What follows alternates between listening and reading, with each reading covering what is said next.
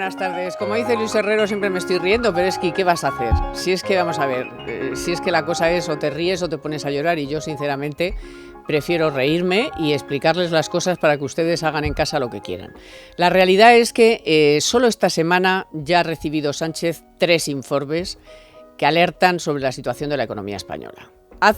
No esta semana, que también lo comentamos hace unos días más atrás, fue el Fondo Monetario Internacional, pero es que esta semana se le ha juntado Bruselas, la OCDE y, para remate, uno de los servicios de estudios mejores de España, que es el del BBVA. Los 3 alertan sobre lo mismo: la desconfianza, producto de la inestabilidad, pero no solo, la desconfianza en la economía española y en ese hipotético gobierno que ya están formando, y todavía el rey ni siquiera le ha dicho que haga la investidura, pero en fin, esto ya aquí las formas se han perdido totalmente.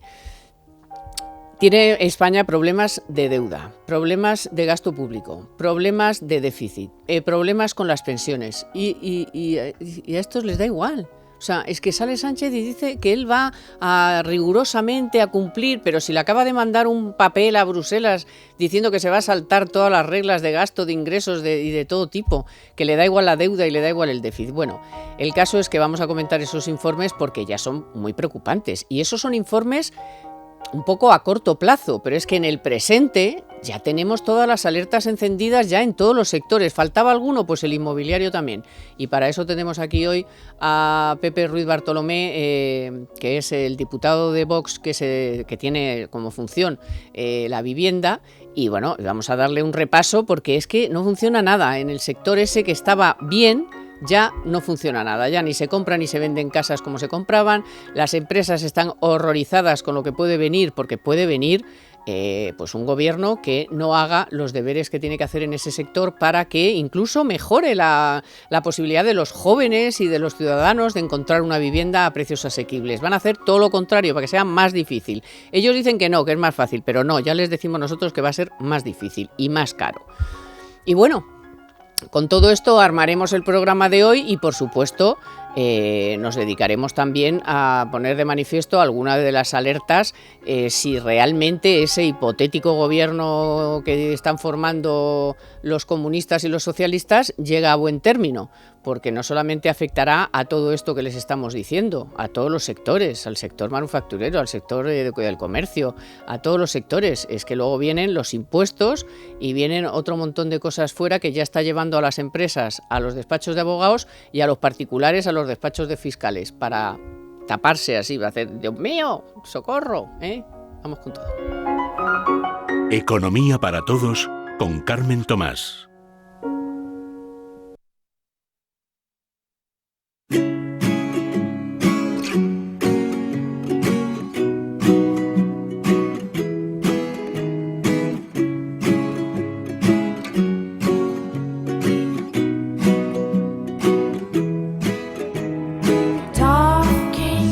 Bueno, y hoy están el profesor Raga.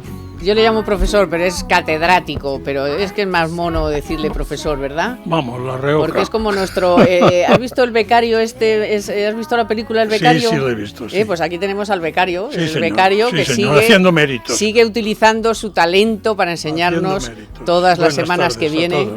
Buenas tardes. Y Manuel Llamas. ¿Qué tal, que también Carmen? le echamos mucho de menos, Muy aunque buenas. sigue viniendo aquí religiosamente. Hombre, claro y hoy sí. tenemos el gusto de compartir una charla con Pepe Ruiz Bartolomé, que es, como les digo, diputado de Vox, pero lo que nos interesa sobre todo es que es el especialista en materia de vivienda, también en la Asamblea de Madrid, pero bueno, que tiene una trayectoria ya de conocimiento de este sector, y nos preocupa mucho, porque están empezando ya a salir informaciones y alertas. Bueno, por ejemplo, sin ir más lejos, en El Mundo de esta semana, España sufre el mayor desplome del ladrillo en Europa por el frenazo de la economía y la vivienda. Esto es un titular de esta semana de un periódico nacional. Buenas tardes a Buenas todos. tardes, ¿Qué tal, Pepe? Carmen? Por cierto, que nunca había coincidido aquí en el programa con el profesor Raga y estoy encantado porque le escucho muchísimo en la radio cuando estoy por ahí. Muchas gracias. Y la verdad que es un placer. Y por supuesto a Manuel Llamas, que somos viejos amigos de Coincidido muchas veces. muchas cosas. O sea que es una compañía estupenda.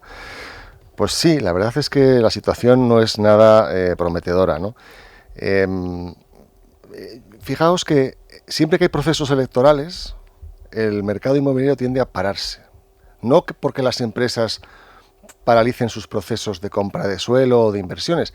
Que cuando, ¿os acordáis cuando hubo un momento que Podemos podía sacar 90 escaños? Ahí sí que hubo un verdadero pánico, ¿no? Pero estas ocasiones no ha sido así. Sin embargo, el que se para es el mercado de, o sea, los compradores, ¿no? La gente normal deja de tomar decisiones de compra y se queda un poco esperando a ver qué pasa. Sucedió hace 6 meses en las elecciones anteriores y ha sucedido también en esta. El problema es que en las otras ocasiones, después de las elecciones, el movimiento se recuperaba más o menos despacio, pero se iba recuperando, pero ahora la gente sigue en stand-by, porque la probabilidad de que haya un gobierno, como acabas de decir, socialista y comunista, pues es muy elevada y genera incertidumbre. Y además está pasando otra cosa, porque hay una correlación clarísima entre creación de empleo y compra de vivienda, claro. Y el empleo está dejando de crecer, ¿no? Estamos en un momento ya que empiezan las cosas, en fin, a ser de otra manera. Si os fijáis, la tasa de ahorro, seguro que Manu lo sabe mejor, ha crecido mucho en los últimos tiempos, y eso es porque la gente ya está intuyendo que vienen tiempos peores y entonces se frena. Además, hemos sido incapaces en todos estos 4 o 5 años que llevamos de cierta bonanza de crear un formato, digamos, parecido al de otros momentos de la historia de España, en el que la gente pueda acceder a la vivienda en compra sin que tenga que tener la solvencia de un emir de Kuwait, y eso pues también está haciendo bastante daño. Mira, acaba de celebrarse el 13 Salón del Inmobiliario. No sé si te has podido estar o has hablado con gente que ha estado. O sea, ¿qué se ha cocido ahí? ¿Qué están diciendo? Bueno, yo no he estado porque tengo una agenda que no te puedes ni imaginar, porque aparte de la portavocía de vivienda, como bien has dicho, también estoy llevando otras 4 o 5 comisiones más por ahí, ¿no? Entonces voy bastante, bueno, apretado de tiempo, pero sí que hablo con la gente y sigo teniendo el contacto, por supuesto, con todo el sector día a día, ¿no? Entonces, yo lo que digo, hay un poco de contradicción, porque sí que es verdad que hay un montón de proyectos en marcha. Las empresas, además, que se han creado en estos últimos años, se han creado con muy buenos fundamentos y además apostando por cambios importantes en la tecnología, que esto es algo que parece que no muy típico del mundo de la construcción, pero sí que se está haciendo. Hay proyectos de I+D potentes, de fabricación de viviendas en naves y luego las llevas, las transportas a la ubicación. Bueno, todo esto se ha disparado, ¿no? Entonces, hay muchísimos proyectos, mucha inversión y mucho capital extranjero que ha destinado 100, 500, 800 millones, oye, y ha montado un equipo aquí para comprar en España y para invertir.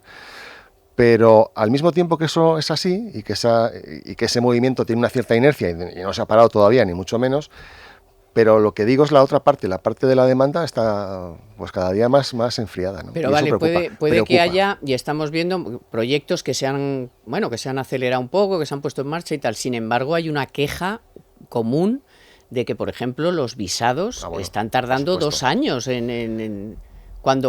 ¿qué es el tiempo normal? Que decir, que eso al final es que todo es una rueda. O sea, si tú no le das el visado, no se construyen casas. Si no se construyen casas, hay menos oferta. Y si hay demanda, suben los precios. O sea, es que es tan elemental, ¿no?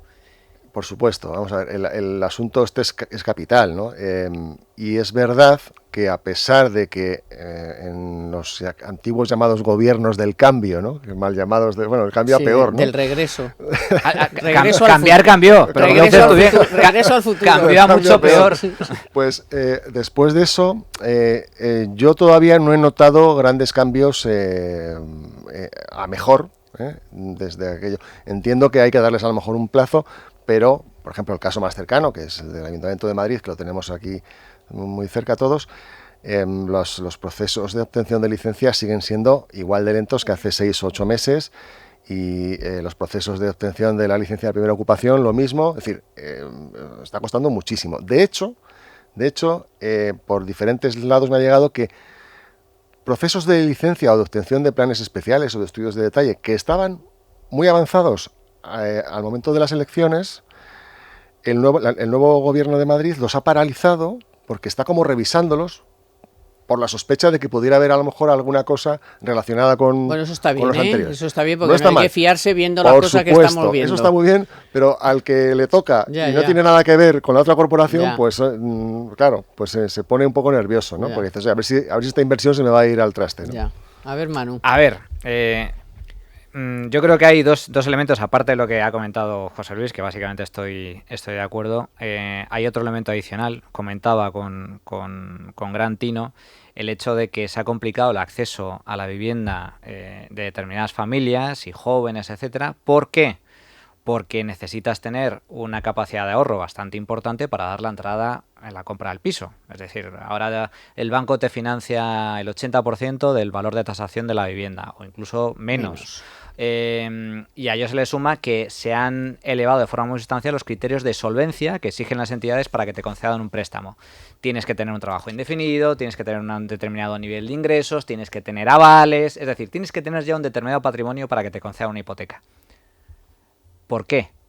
Yo creo que un elemento esencial ha sido la modificación de la ley hipotecaria que se llevaba negociando en los últimos años por parte de distintas formaciones políticas y que finalmente ha sido aprobado recientemente y acaba de entrar en vigor. Ahí se notó un parón, y se notó un parón en el sector inmobiliario, en primer lugar porque la puesta en marcha de esta nueva ley hipotecaria paralizó todas las operaciones que estaban sobre la mesa. Generó una gran inseguridad jurídica y generó pues un parón en las notarías y en la concesión de hipotecas por parte de las entidades financieras para adaptarse a las nuevas reglas del juego. Pero es que además esta nueva ley hipotecaria introduce menor seguridad jurídica para los bancos. De tal forma que, por ejemplo, si una persona que consigue una hipoteca y compra un piso deja de pagar, antes dejaba de pagar 1, 2, 3 cuotas, automáticamente se iniciaba el proceso de ejecución para que la entidad recuperara la vivienda y pudiera dar por saldada el préstamo. Ahora tiene que pasar 12 meses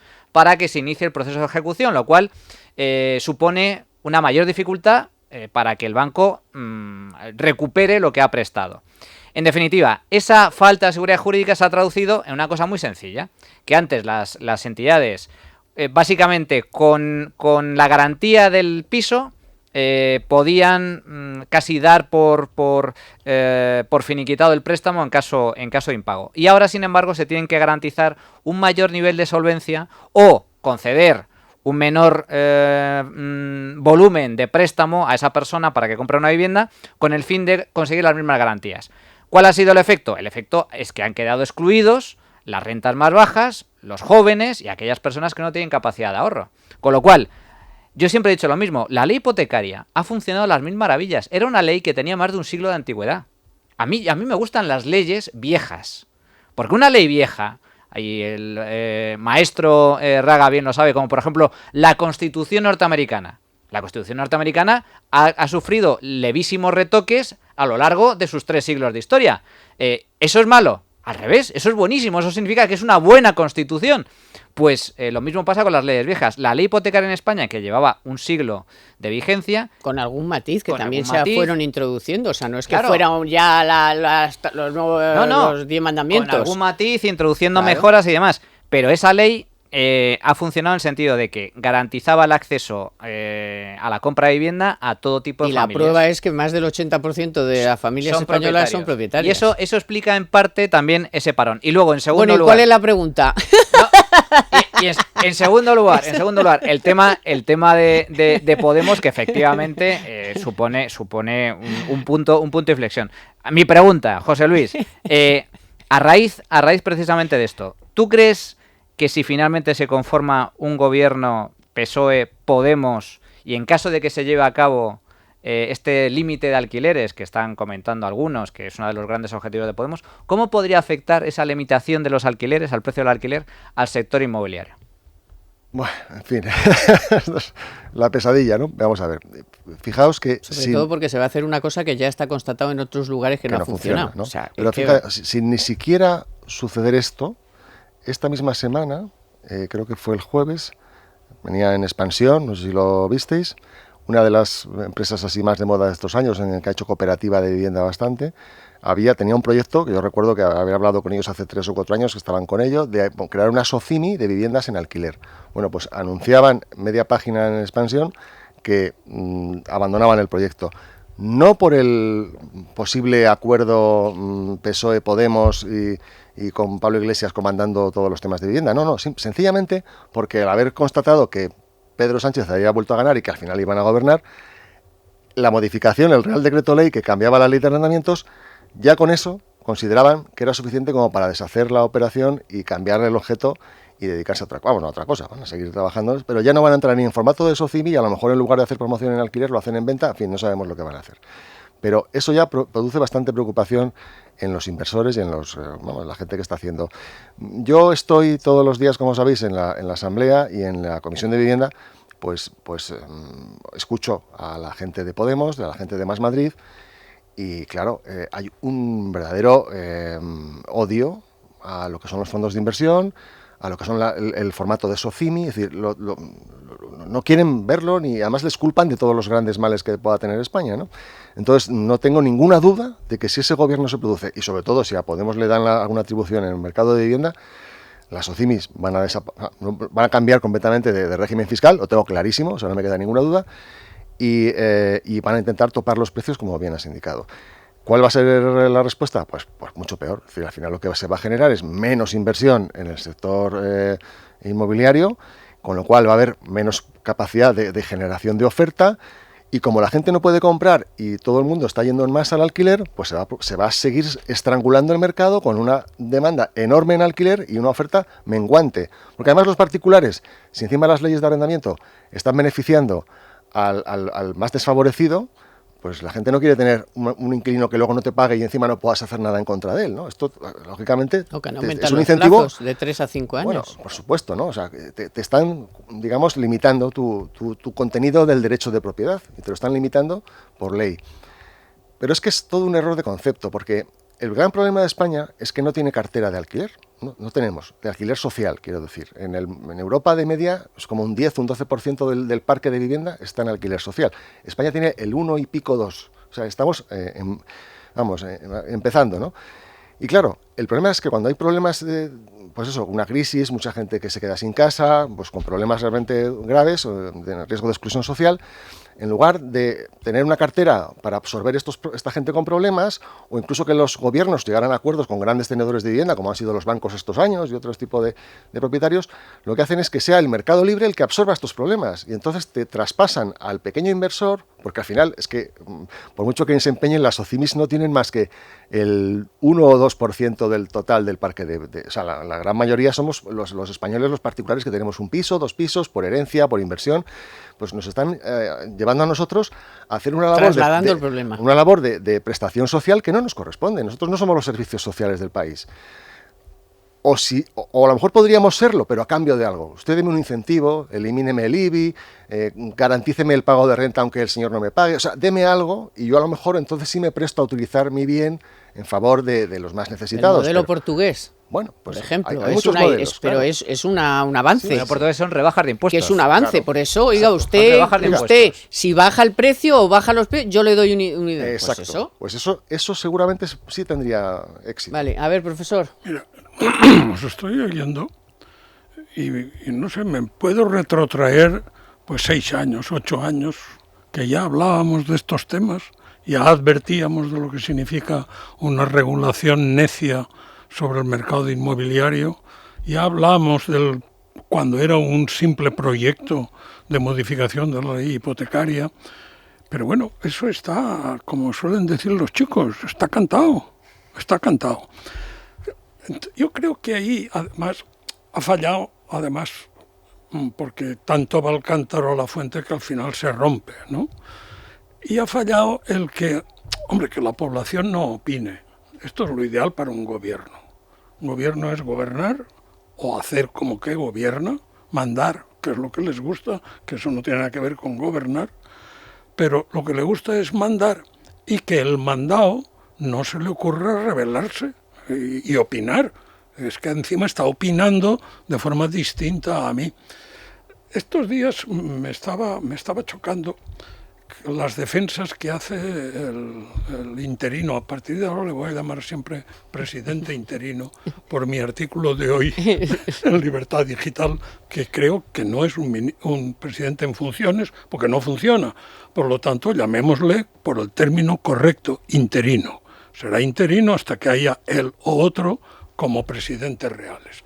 Pero bueno, le escuchaba decir que esto es un periodo muy corto esto de la inestabilidad, porque lo importante es llegar al gobierno estable. Mire, señor presidente, somos muchos los españoles que casi preferimos el inestable, porque el estable que usted prefiere no es del Partido Socialista, porque cuando se junta un partido socialista y un partido comunista, manda el que tiene las ideas más claras, que es el Partido Comunista.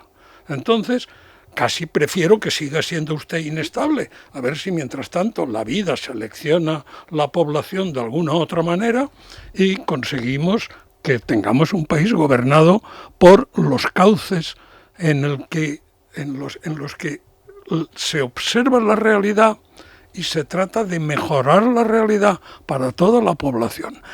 Toda la población, señor presidente, toda la población, no lo que ustedes consideran población, que es el club de amigos.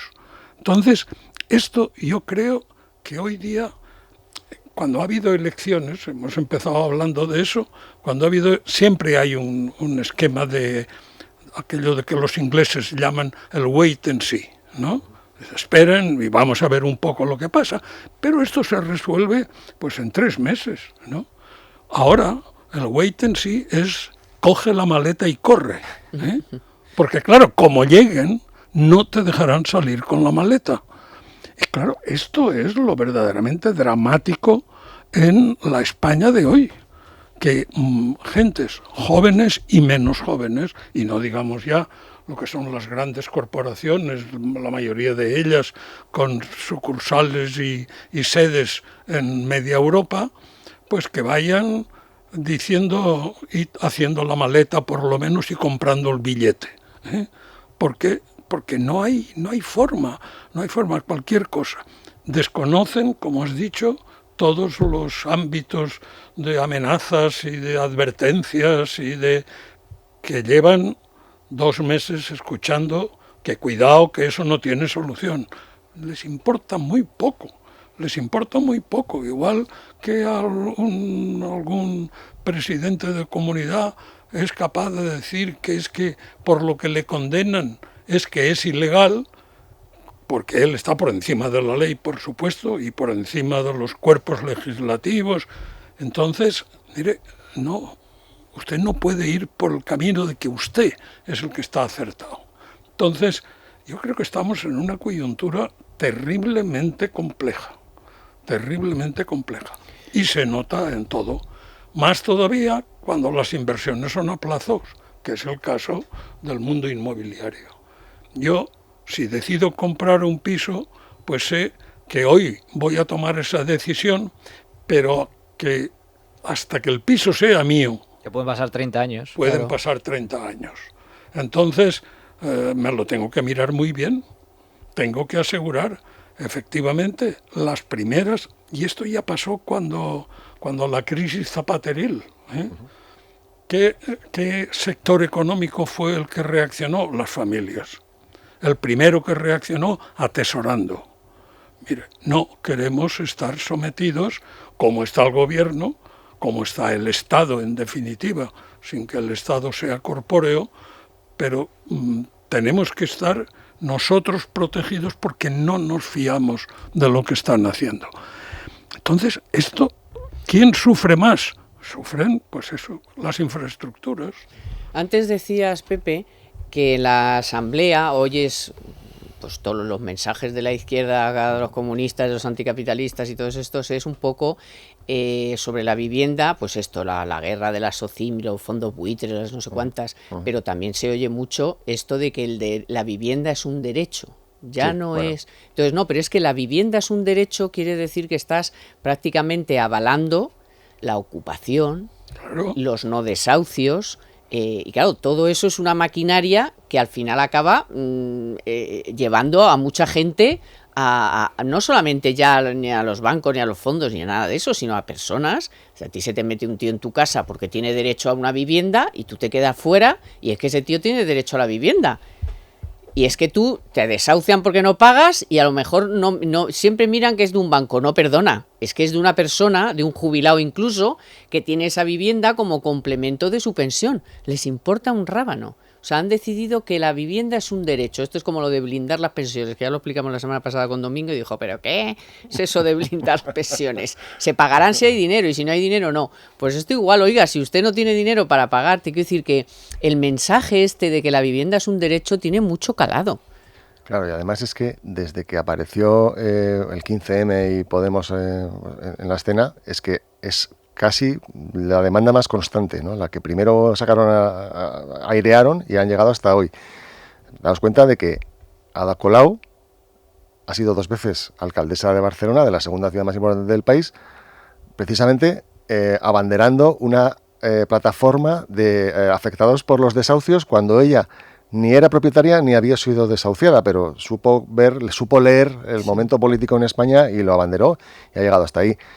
Y digo además esto porque aquí en Madrid no lo tenemos tan encima de nuestras narices, pero en Barcelona el movimiento Ocupa es absolutamente bestial y hay barrios que están tomados totalmente. Mira, yo hablo a veces con gente de estos fondos que compran carteras de los bancos y les pasan, bueno, veo aquí a Manu que hemos hablado una vez del asunto, 700 pisos de una cartera pues que tiene 100 en Madrid, 100 en Barcelona, 20 en Cáceres, o sea, repartidos por todo el país, y el grado de pisos que están ocupados, igual la media puede ser un 10, un 12, un 14%, pero si ya pones la lupa, en Barcelona es un 25 o un 30%, que es muchísimo por encima del resto. Aquí hay 2 cosas. Por un lado hay un código penal que es, sale más barato ocupar un piso que me lleve yo este micrófono y me lo lleve a mi casa, ¿no? O sea, esto es así de fuerte, ¿no? Entonces, claro, si sale tan barato, pues no hay. Y luego, en segundo lugar, los procedimientos de desahucio pues son eternos, son lentísimos, hay un montón de subterfugios para evitar que se produzcan, y también se ha tenido cierta manga ancha en la medida en que pues había una crisis muy grande y no vas a dejar a mucha gente en la calle, pues hacía la vista gorda y los dejabas vivir, ¿no? Tampoco se trataba de... Pero el problema es que se ha ido asentando esta forma de actuar y el mensaje del derecho a la vivienda es que es persistente. Tú pones la televisión y prácticamente no hay día o no hay programa en el que no se hable del derecho a la vivienda, y entonces efectivamente es un mensaje que a base de repetir acaba calando y mucha gente se cree que existe un derecho a la vivienda en la Constitución. Lo que el artículo 47 explicita es que los poderes públicos garantizarán el acceso a una vivienda digna, pero también te dicen que garantizarán las condiciones para que todo el mundo pueda tener trabajo. Y sí, no, bueno, pero una vivienda digna que no tiene que ser la mía. No, por supuesto. Claro, no. Lo que te está diciendo es que lo que tiene que hacer el sector, los poderes públicos, como efectivamente dice, es crear las condiciones para que todo el mundo pueda acceder a una vivienda. Pero eso no quiere decir que la tenga que entregar. Es como cuando en el sistema comunista todo el mundo tenía trabajo, no existía el paro, por definición, pero eso lo único que significaba es que todo el mundo tenía asignado un trabajo aunque luego no hiciera nada. Yo estuve en Rusia en los años previos a la caída del muro de Berlín y lo vi, y había pues empleados que estaban sentados en los sitios, no hacían nada en todo el día, ¿no? Esto era habitual, y bueno, pues les daban un sueldecillo, pues la renta mínima de inserción de ahora, ¿no? Entonces, esto es lo mismo, ¿no? Pero es que eso no funciona. Mira, en España, ¿qué es más básico, o en España, en cualquier país, que el pan o que el agua? ¿Qué es más básico que el pan? Yo creo que nada, ¿no? Y sin embargo, el pan no es una cosa que esté en manos del sector público, está en manos del sector privado, y todos tenemos acceso. No des ideas. Todos tenemos acceso al pan a un precio baratísimo y en 1000 formatos, condiciones, sabores y lo que quieras, con sal, sin sal, con levaduras, lo que quieras, tienes todo lo que quieras. Eso lo consigue el capitalismo y nunca lo va a conseguir, nunca lo ha conseguido el comunismo. Siempre hay escasez, es decir, en Rusia, teniendo Ucrania, que era el gran granero de Europa, pasaban hambre y no había trigo para todos. Esto aquí no pasa, ¿no? Quiero decir, pero lo que hace la izquierda generalmente es intervenir. Dicen, no, intervenimos. Entonces, cuando intervienen, todavía estropean más el mercado, pero eso les facilita volver a intervenir de nuevo, porque dicen, es que hemos hecho poco, es que nuestra reforma ha sido insuficiente, y entonces tenemos que reformar un poco más, y entonces vuelve a ir peor las cosas, y entonces es la pescadilla que se muerde la cola. Creo que el caso de Venezuela es clarísimo. Ahí era un mercado inmobiliario libre en su momento, que funcionaba a las mil maravillas. Empezaron a intervenir, empezaron a expropiar, empezaron a permitir la ocupación, y ¿quién está en Venezuela? Nadie, ¿no? O sea, todo el mundo se acabó yendo de allí. Pero es verdad que tenemos que combatir contra ello. Y a mí, bueno, no quiero entrar en política, pero sí que he visto mensajes en el lado de los partidos que no son de izquierdas, a veces avalando esa visión del derecho a la vivienda que tan machaconamente nos mete siempre Pablo Iglesias y su gente, y yo creo que tendríamos que tener todos muy claro que hay que luchar denodadamente para que sigamos teniendo un país en el que los españoles se compren su vivienda y se sientan orgullosos de haber comprado su vivienda y de que su ahorro esté focalizado en la vivienda y de que sea su seguro de vida para la vejez. Porque tampoco me vale lo de que hagamos un país de inquilinos. Creo que es un error. Quiero decir, está bien vivir de alquiler a lo mejor una temporada o en una fase de tu vida, pero si nos fijamos en la crisis que hemos tenido estos años, la base y fundamento fue que los padres, los abuelos, eran los que tenían en propiedad sus casas y sirvieron de refugio. Pagada. Exacto, casas pagadas sirvieron de refugio para toda la familia, e incluso a lo mejor hasta podían hipotecar una parte de la casa porque ya la tienen pagada, pero bueno, para conseguir 50.000 euros o tal, pues cualquiera más o menos, ¿no? Entonces, eso ha sido el colchón de ahorro que tenía España.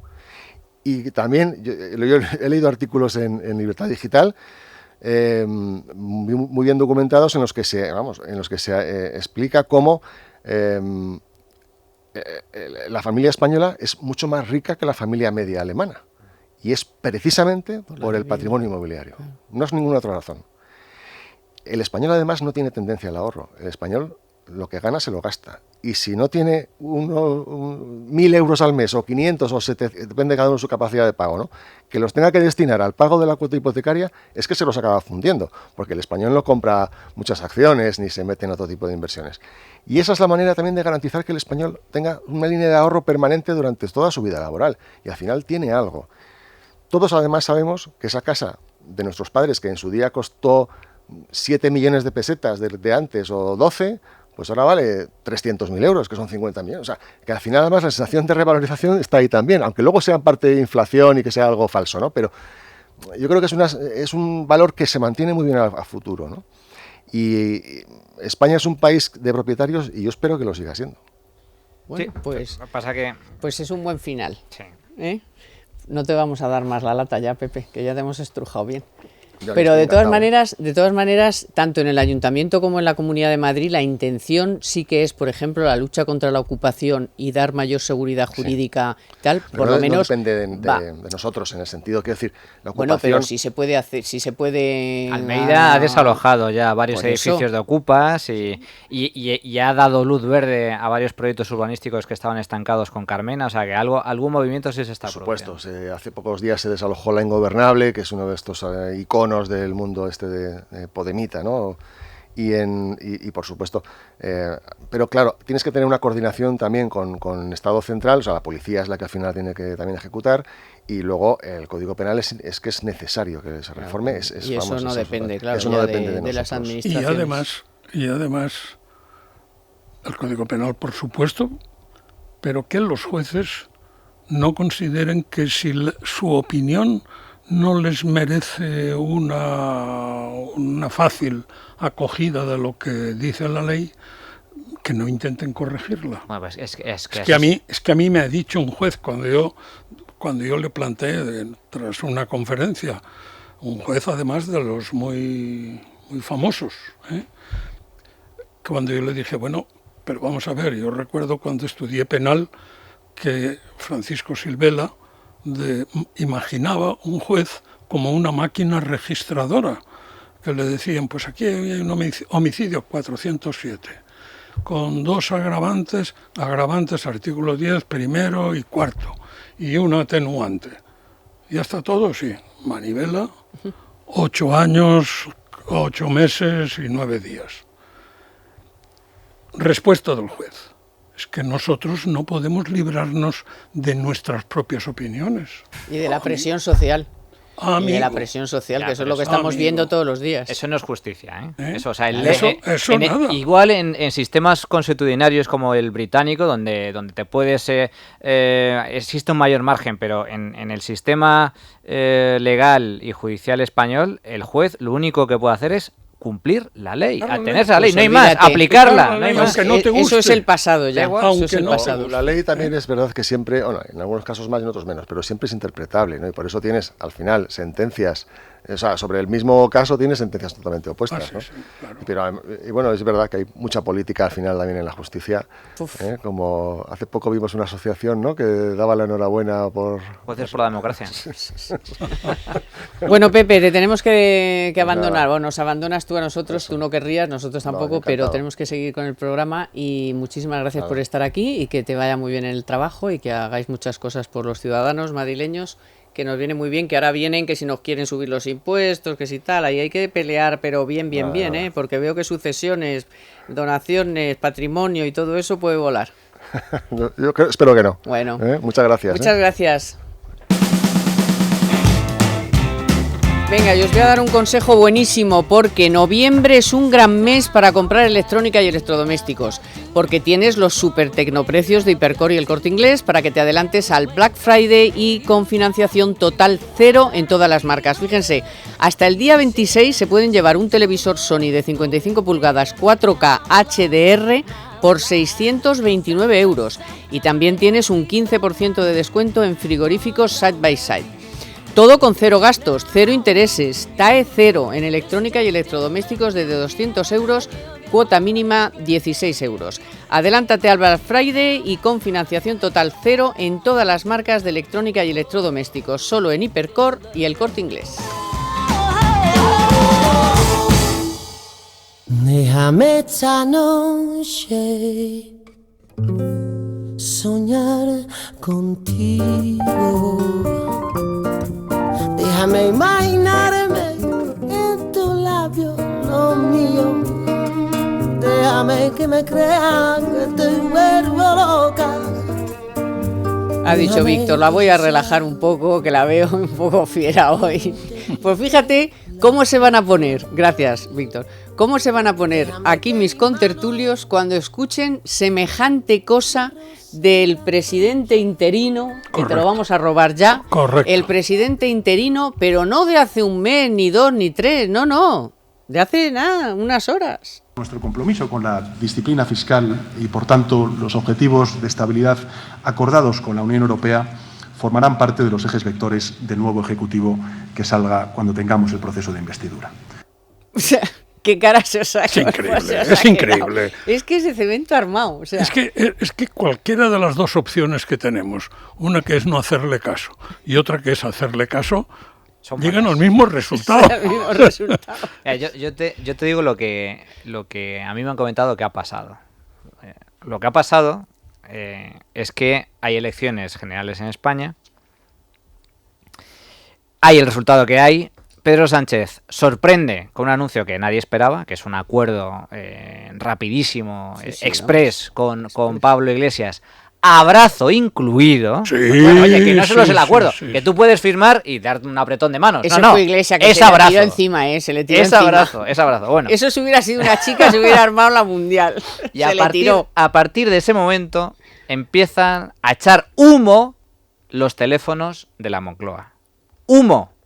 Que venían de Bruselas. De Bruselas, organismos internacionales y de muchas empresas y empresarios que están absolutamente aterrorizados con este acuerdo social comunista al que pretende llevarnos Pedro Sánchez. Entonces, hasta tal punto ha llegado el miedo, el pánico entre inversores y el pánico entre el gran empresariado de este país, con toda la razón del mundo, porque es un pánico totalmente justificado. Es la primera vez que los comunistas entrarían en el poder a nivel nacional desde la Segunda República, y ya sabemos todos cómo acabó aquello. Es la primera vez que los comunistas tocan poder en Europa, desde la caída del muro de Berlín en el 89 y por lo tanto el colapso de la Unión Soviética, y desde que Mitterrand en su primer gobierno hizo un pacto con los comunistas que fue un desastre colosal para la economía francesa durante décadas. No se ha repuesto todavía. No se ha repuesto desde entonces. Entonces, ha sido tal el desastre absoluto que, bueno, han empezado a sonar los teléfonos. Y hasta tal punto ha llegado el miedo que Pedro Sánchez se ha visto en la obligación, porque estos son declaraciones, pero yo he visto en los últimos días varias portadas de periódicos a nivel nacional con declaraciones e imágenes de Sánchez y Calviño reiterando el mensaje de que haya tranquilidad, que vamos a cumplir con Bruselas, vamos a apostar por un gobierno de equilibrio presupuestario y de moderación. Tú fíjate cómo está el patio como para que haya esa Pero ración. eso nos lo creeríamos si el papel, claro, por ejemplo, el papel que ha mandado a Bruselas, que tampoco hay que irse a hace un trimestre, es que hace nada mandaron a Bruselas un documento... Que Bruselas no se lo cree. Que Bruselas no se lo cree, claro. Bueno, y que no quiere ni oír hablar de ese documento. O sea, le ha dicho, mire, hagan ya otro papel porque este tampoco me vale. Porque es gastar, y no saben de dónde lo van a sacar. Que sí, que el problema, además, sí, siempre ha presumido la izquierda, en general la izquierda, pero cuanto más a la izquierda, que el problema es que el sector público, a través del gasto, consigue incrementar el Producto Interior Bruto, la riqueza del país, lo cual es falso de todas, porque es que además parece que si el sector público dice voy a gastar un 40% más, todo lo demás sigue igual, que esto es muy típico de economistas, ¿no? Dice, siendo todo igual, si cambia esto, el efecto será... Pero es que no es todo igual, porque si usted quiere aumentar el gasto un 20 o un 40, será partiendo de que el sector privado contraiga su gasto un 20 o un 40, porque si no, dígame usted de dónde va a sacar el magro para financiar eso.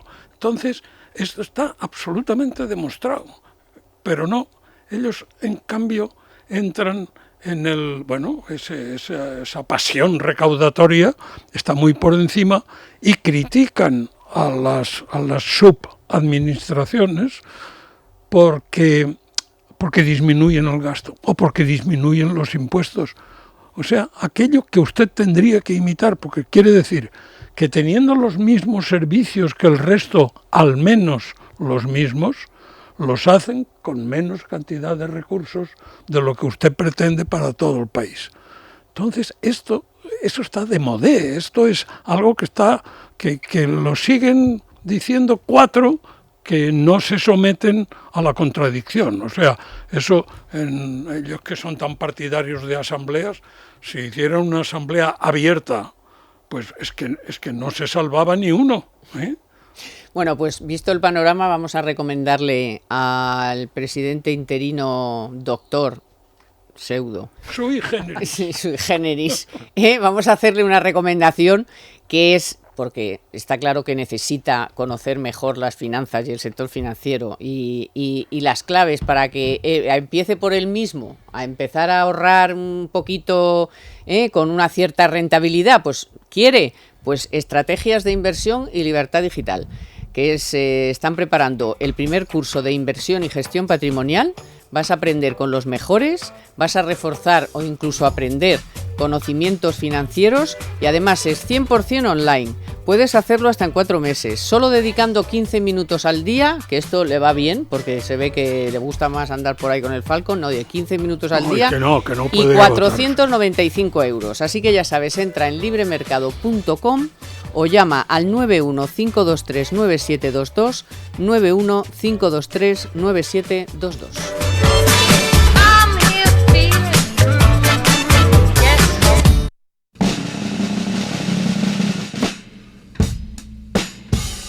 En Es Radio, Economía para Todos, con Carmen Tomás.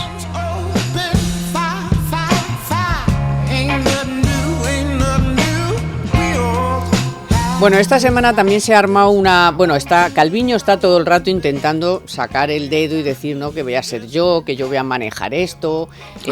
Pelea también con Calvo, por lo visto, porque las dos quieren la Comisión de Asuntos Económicos. Y entonces, esta semana no le ha quedado más remedio a la ministra, yo no sé si lo piensa o no lo piensa, me da igual, sobre el despido, el coste del despido. Y se ha visto obligada a decir lo siguiente, que es que ella, lo de los 20 días...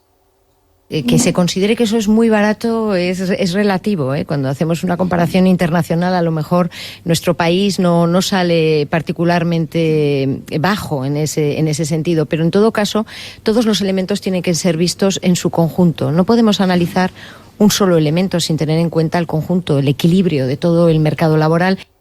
Todo esto viene a cuento de la que se va a armar cuando haya que hacer qué hacemos con la reforma laboral, porque nos engañan con decir no la vamos a derogar o la van a derogar, no, si no importa, si con que derogues 2 o 3 cosas fundamentales de la reforma laboral es como si las hubieras derogado la reforma laboral.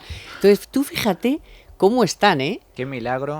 Mensajitos de estos pero todos los días. Pero lo muy triste es que a la señora Calviño, que hubiera dicho eso hace 3 años y nos habríamos quedado tranquilos, yo hoy sigo igual de inquieto de lo que estaba. Porque no te lo crees. Porque ha hecho tantas cosas que no son propias de aquella señora Calviño que trabajaba en Bruselas, que entonces, efectivamente, miren, no me lo cuente. No, es que además todo esto lo están diciendo por la razón que está diciendo Manu, que es que están horrorizados porque les han dicho, oye, pero ¿a dónde vais? Entonces se están viendo en la obligación de cada día ir soltando alguna perlita de estas, pero claro, ¿quién se lo cree?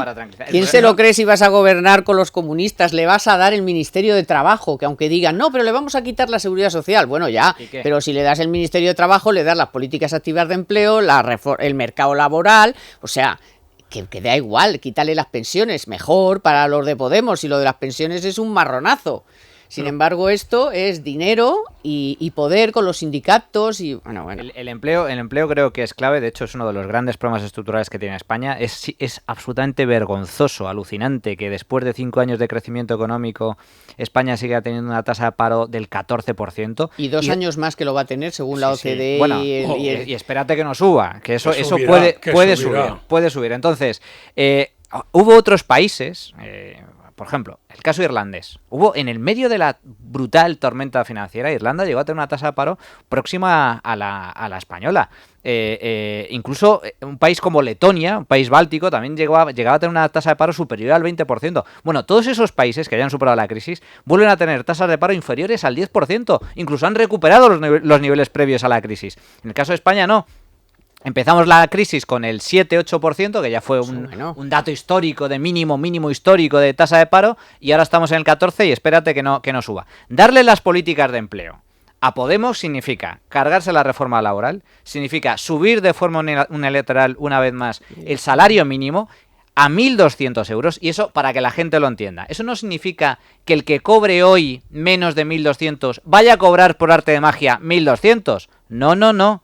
Eso lo que significa es que va a ir a la calle. Se va o a la calle o directamente se le va a reducir las horas de trabajo o directamente va a cobrar parte de su sueldo en negro. Es decir, va a ser algo absolutamente o los jóvenes que estén nefasto. En paro que se olviden de encontrar trabajo. No van a encontrar trabajo. Y significa también reformar el tema de las prestaciones de desempleo, etcétera. Por lo tanto, puede ser un resultado tremendo a nivel laboral. Pero, ¿por qué digo que es un milagro lo de Calviño? Porque es la primera vez que escucho a un dirigente socialista decir una verdad, aunque sea con la boca pequeñita. Tímidamente. Ha sido muy tímidamente. Lo que ha dicho Calviño es, bueno, si comparamos con otros países europeos, no es tan barato. No, lo que está diciendo, la realidad, ¿cuál es? Que despedir en España es enormemente caro. Lo más caro que hay en Europa. Caro. Y por ser tremendamente caro, es tremendamente caro contratar. Y como consecuencia, si tú encareces la contratación, estás dificultando la creación de empleo.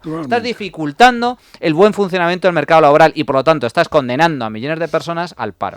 Te doy la palabra enseguida, profesor, que es que les voy a hacer a todos ustedes una muy buena recomendación, porque todos estamos preocupados por el medio ambiente, por supuesto. Pero es que además, si encima lo combinamos con que queremos alguna cierta rentabilidad de nuestros ahorros, sean pocos, muchos o regulares, pues les tengo que contar que Mediterranean Fund es un nuevo fondo de impacto que invierte en la denominada economía del océano, que es la 7ª economía del mundo, y con un crecimiento futuro pues notablemente superior al esperado para la economía mundial en su conjunto. Más allá de las posibilidades de crecimiento, quizá lo más relevante de Mediterranean Fund es que Banca March destina el 10% de su comisión de gestión a la protección del pulmón del Mediterráneo, que como saben es la Posidonia oceánica. Así que ya saben, es hora de devolverle al mar lo que el mar nos da, así que si se unen, que seguro que lo hacen, infórmense en mediterraneanfund.com o en cualquier oficina de Banca March.